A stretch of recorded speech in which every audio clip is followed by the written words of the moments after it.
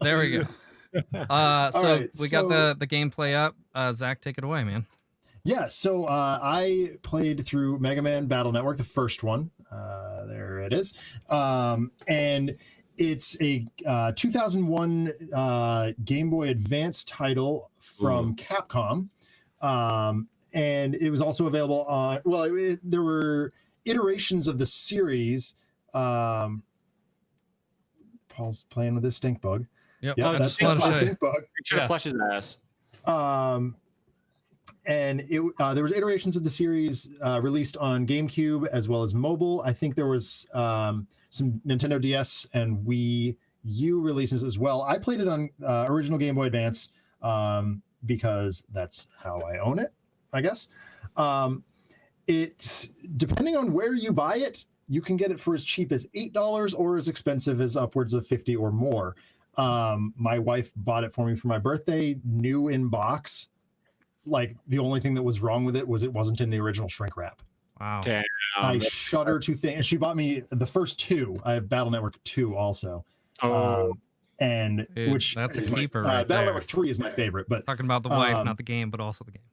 Yeah, my wife is an absolute saint, and I shudder to think how much money she spent on my birthday gifts this year because there was also whiskey involved. And so I adore Mega Man, like in general. Paul and I have had many discussions about how Mega Man 11 is heinously difficult. Neither one of us can seem to get through the first level, even on like I'm a Wimpy Kitty Baby mode. I've gotten through a couple levels on Wimpy Kitty Baby mode, but definitely not on regular mode. On Big People mode, I can't get anywhere. Game's freaking hard. I finally did get through the first level on normal mode. Like, and I was like, I think now is when I turn the difficulty down to Wimpy Kitty Baby mode. But what I like about Battle Network is it's a totally different challenge. It is still a difficult Mega Man game, but it's an RPG. It's not your standard platformer. So I'm running through this game, wandering around these mazes, effectively battling familiar Mega Man enemies, but they're viruses. So that, you know, you see things like Metars, you see things like the little like crab thing with the cannon on his head. Like all kinds of Mega Man enemies that are actually, and they incorporate elements from both the classic Mega Man and Mega Man X series. As a matter of fact, Zero shows up in, I think, the GameCube one as a virus. And shooting Zero breaks my heart every time because I love him so much. So I absolutely adore the story and the art style that they've done, the conversion to an RPG. The things I don't like about it are if you're not willing to put in an excessive amount of time grinding to get like the perfect battleship folder, you're kind of playing slave to whatever you can kind of random on any given turn. So it is a turn-based game. You have a meter at the top that fills up, and when you fill up your meter, you can select new chips. But when you're playing it sort of wild card on stream the way I was trying to just advance the plot as quickly as I could. So I wasn't focusing on collecting all the battle chips and having exactly the right letters for everything, and you know, maximizing my combo utility and having 5 different battle chips every turn. I was just looking at for one big hit every turn and then relying on my buster for the rest, which was fine. I got the job done, but I did get to one specific point in the game where I had to spend something like 5 or 6 hours just grinding for extra chips that I hadn't picked up, and that was a slog. I was fortunate enough that I had some other videos that I was watching at the time, and I was like, all right, I can sit here and watch this video and moderate this chat and play Battle Network at the same time. But that took a little bit away from it. But in general, the gameplay is incredibly fun. The mazes and the maze components are the internet. And wandering around a sort of fictionalized version of the internet and imagining what it would be like to be a program operating inside the network is incredibly fun. And they did a really nice job connecting both the Mega Man lore and the environments that they've created. So, and then the battle system is amazing. I could honestly, and I did for a while in high school, just sit and battle people forever because it's incredibly fun and engaging.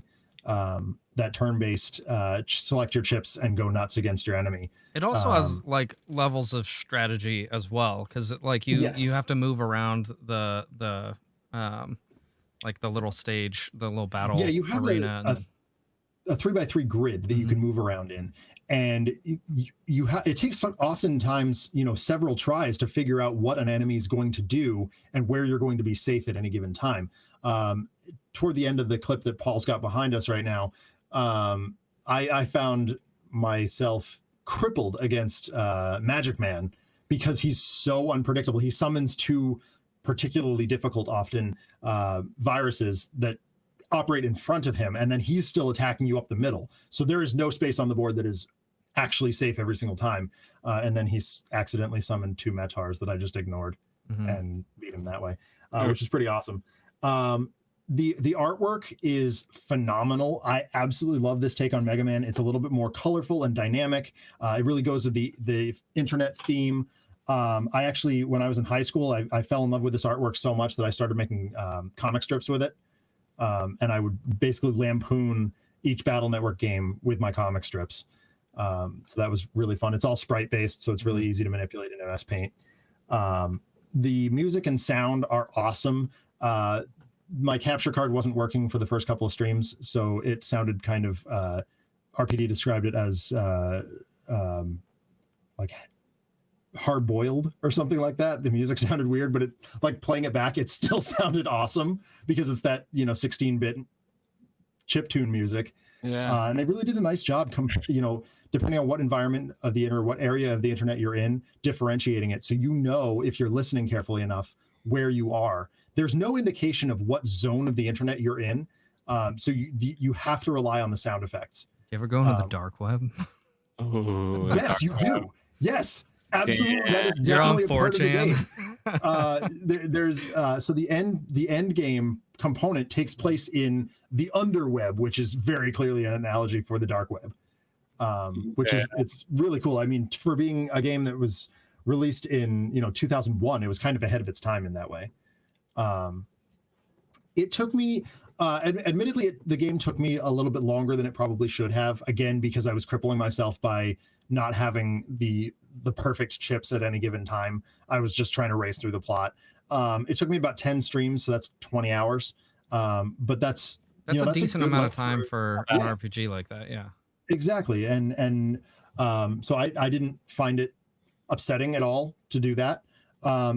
And obviously, like, would I play a sequel? I mean, hell yeah. Like, I've got 2, and I don't have the wherewithal to pull out 3, but 3's in this box as well.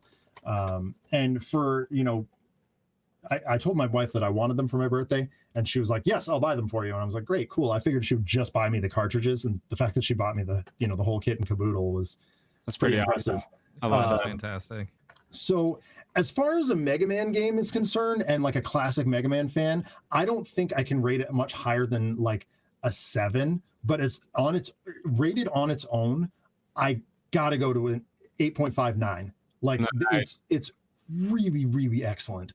And it really does introduce a whole new way to play MegaMan. And I'm sure that, I mean, I don't have the statistics to back me up, but I'm sure it generated a whole bunch of new MegaMan fans, especially when it came out concurrently with MegaMan Zero, which... Yeah, I gotta say, I agree with you. It's been years since I've played through those games, so I don't remember them too well, but I remember enjoying the absolute shit out of those games.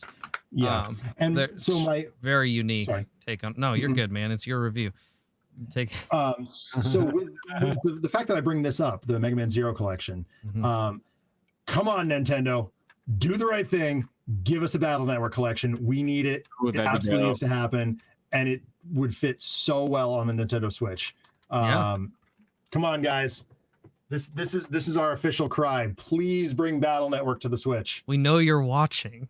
No, you're watching. Give us the Game Boy Advance channel or whatever. Right? The Game Boy channel. Yeah, we need that. Game Boy Advance. Yeah, like with so good. That would be absurdly amazing. I would pay for that alone. Honestly, absolutely. I mean, we've talked about it a million times on the podcast, but just in general, like the Virtual Console was such a great idea, and the Nintendo Online, Super Nintendo, and Nintendo is great. But I want to be able to get the games that I want. I want more than just Super Nintendo and Nintendo.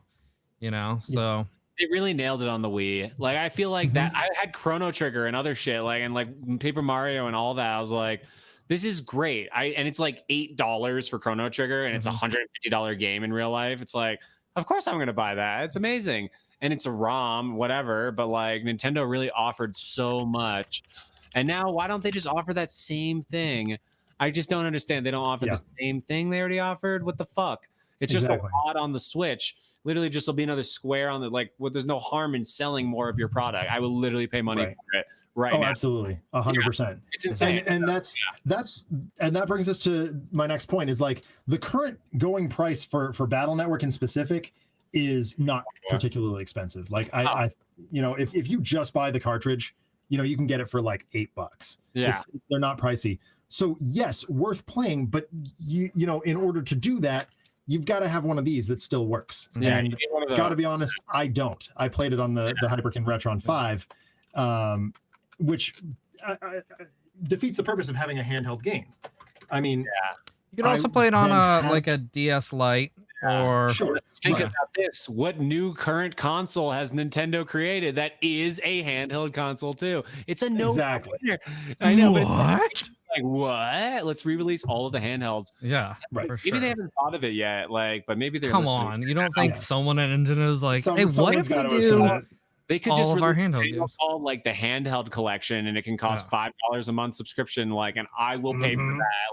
I would absolutely pay for that. I would cancel Netflix for that. Oh yeah, I'd cancel Netflix for that. Oh yeah, fuck Netflix. Yeah. But so yes, buy it at the current price if you want the cartridge, but then you have to consider the overhead of either buying a DS or a Game Boy Advance, or a Retron the way that I did. And then if by playing it on the Retron, I was then handcuffed to my desk again. Yeah. So I mean, it's not just the cost of the cartridge at that point; it's the cost of time away from other things. Right. So probably wait until it's right for you, or wait until Nintendo actually wisens up. Or if you're a hardcore collector, just do it. Because Any closing thoughts on Battle Network for the review? It was incredibly fun, and you can catch the whole thing on my YouTube channel, youtube.com/another letdown CF. Dude, CF stands for Coalition. Lucky Films. you getting a YouTube channel before they just assigned random hexadecimal values to YouTube channels. All right.